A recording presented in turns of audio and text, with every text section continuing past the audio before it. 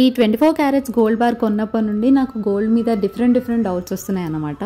మనం gold bar కొంటే బెటరా లేదంటే స్కీమ్ పర్చేస్ చేయడం బెటరా అని చెప్పి నాకు డౌట్ ఉండే. సో ఈ డౌట్స్ అన్నీ క్లారిఫై చేసుకోవడానికి నేను నియర్ బై మల్బార్ స్టోర్కి వెళ్ళాను. అక్కడ స్కీమ్స్ గురించి ఇన్ఫర్మేషన్ అంతా తెలుసుకున్నాను. లైక్ ఒక స్కీమ్ ఏమైనా ప్లాన్ చేద్దామా అన్నట్టు.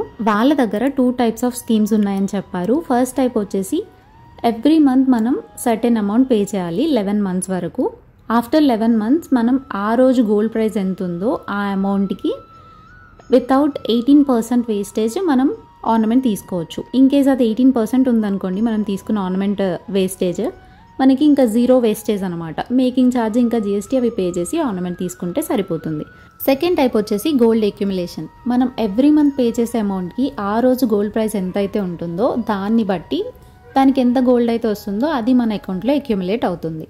11 మంత్స్ తర్వాత మన అకౌంట్లో అక్యుములేట్ అయిన గోల్డ్ అంతటికి ఎంత వెయిట్ వస్తుందో అంత వెయిట్లో మనం ఆర్నమెంట్ వితౌట్ 14% వేస్టేజ్లో తీసుకోవచ్చు. ఇన్ కేస్ అది 18% ఉంటే మనం రిమైనింగ్ 4%కి వేస్టేజ్ అమౌంట్ పే చేసి ఆర్నమెంట్ తీసుకోవచ్చు. ఇవి రెండు కాకుండా ఇంకొక టైప్ ఆఫ్ స్కీమ్ ఏంటంటే మన దగ్గర ఉన్న గోల్డ్ వాళ్ళ దగ్గర డిపాజిట్ చేసి 11 మంత్స్ తర్వాత ఆర్నమెంట్ తీసుకోవచ్చు. మీకు ఈ వీడియోతో ఒక ఐడియా వచ్చిందని అనుకుంటున్నాను. లేదంటే కమెంట్ చేసేయండి. ఫుల్ డీటెయిల్స్తో లాంగ్ వీడియో చేసేద్దాం. See you in another video. Bye.